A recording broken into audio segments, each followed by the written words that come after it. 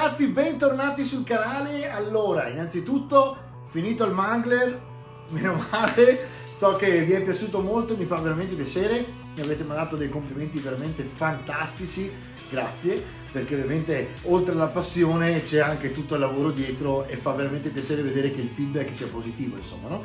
Allora, oggi sono pronto a farvi vedere i dadi di Beholder. Beholder è uno degli sponsor, come sapete, l'avete vista sulla sigla, fa tutte accessoristiche in legno fatte da lui, è un artigiano che vende su Etsy, fa delle cose spettacolari e sta preparando praticamente tutta l'accessoristica apposita per il nuovo HeroQuest. Lo faceva già anche per l'edizione precedente e quindi tutto il nostro tavolo dello studio dove faremo la trasmissione di HeroQuest Café sarà brandizzato Beholder per quanto riguarda l'accessoristica. Intendo il porta token piuttosto che il porta carte, piuttosto che addirittura i sottobicchieri del tè e del caffè che berremo, che oggi non vedrete perché sono fatti in lavagna e li sta rifacendo perché li sta migliorando. Oggi vedete solo i dadi di legno e ovviamente ci saranno appunto anche i dadi. Vi faccio vedere questi più una piccola chicca, un regalo che mi ha fatto, per cui lo ringrazierò a vita. Tra l'altro si chiama Francesco, quindi ciao Fra. E ragazzi, subito dopo la sigla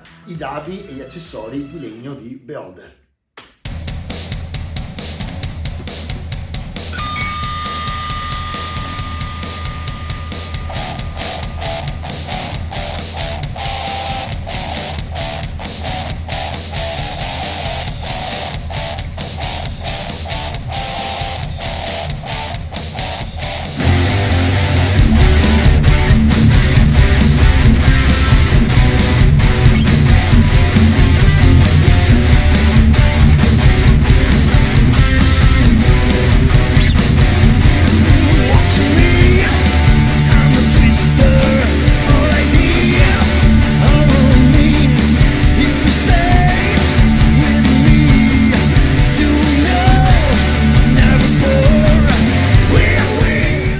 Ragazzi, quello di oggi è un unboxing mezzo imbrogliato perché ho già aperto, perché quando sono arrivati devo ammettere che non vedevo l'ora di vedere come erano fatti, quindi ho già aperto, ho rimesso dentro un paio di cose che volevo proteggere e insomma il resto ho già levato il cellophane, quindi sappiate che quando ve li spedisce col pluriball il cellophane intorno. Prima cosa meravigliosa, e qui devo ancora aprire, quindi ho resistito perché l'ho guardato da fuori, quindi vi arriva, vedete, super messo bene all'interno appunto di un protettivo, perché potete immaginare quanto figo è questo. Allora, questo qui è niente po' di meno che il tiradadi per HeroQuest fatto in pelle. Non vi dico già l'odore che sento solo ad aprirlo così.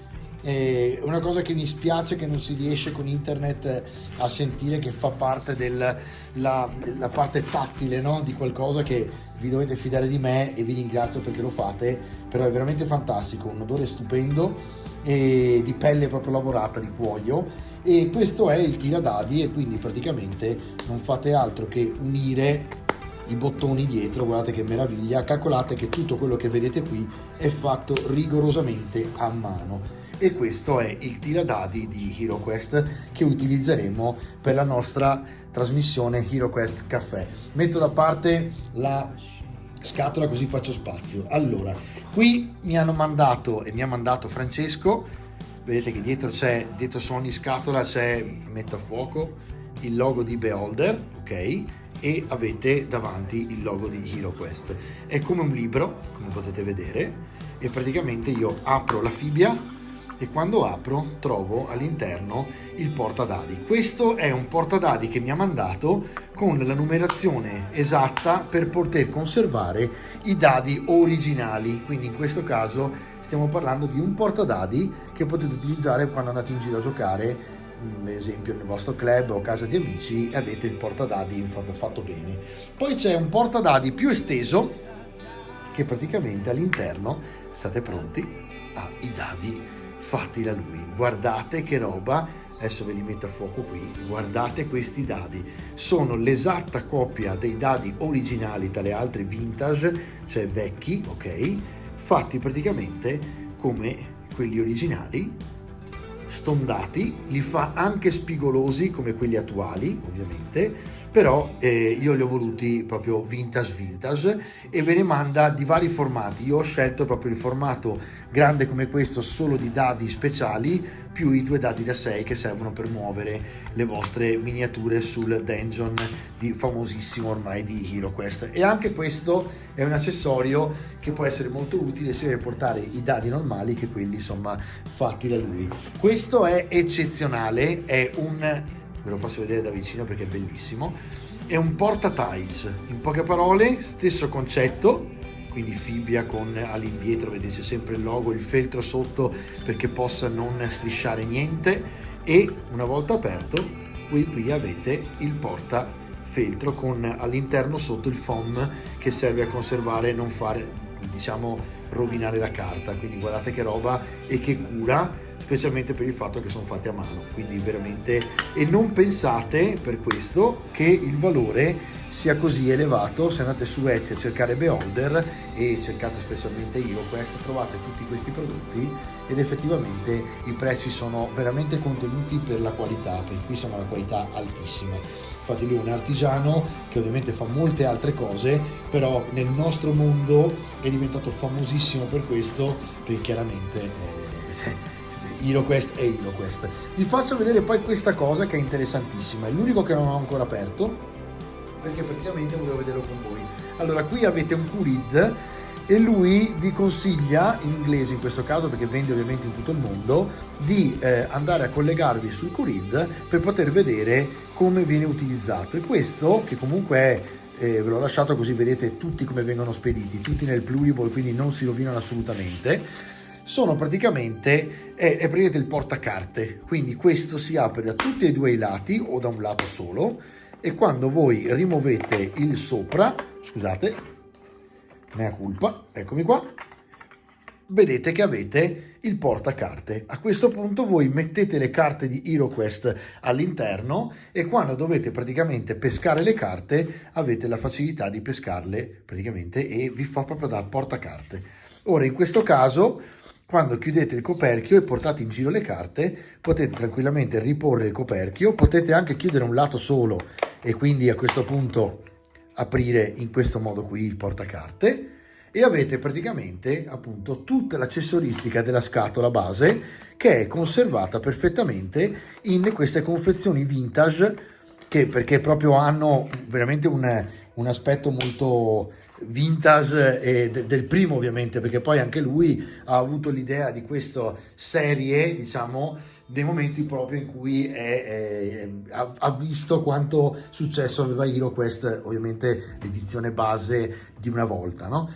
Adesso ovviamente sta per riuscire. Quando io ho visto queste cose, voi sapete che avevo già comprato questa qui, che era la piccolina, e quindi questa ce l'avevo già. Ho completato la collezione, praticamente qui dentro avevo già comprato dei dadi, quindi adesso sono pieno di dadi speciali per HeroQuest, ma molto bene perché verranno lanciati il più possibile. E anche qui appunto sono molto felice di aver completato il mio set per il tavolo di HeroQuest, perché HeroQuest Café sarà un format, ragazzi, che sicuramente avrà successo perché è un talk show dove inviterò ospiti di tutti i tipi, anche che non sono inerenti al nostro mondo, così avremo modo di chiacchierare con loro, vedere cosa fanno, cosa non fanno e soprattutto di giocare a HeroQuest con queste persone. Adesso vi faccio vedere un'ultima chicca e questo vi fa capire che cosa fa Francesco con Beholder.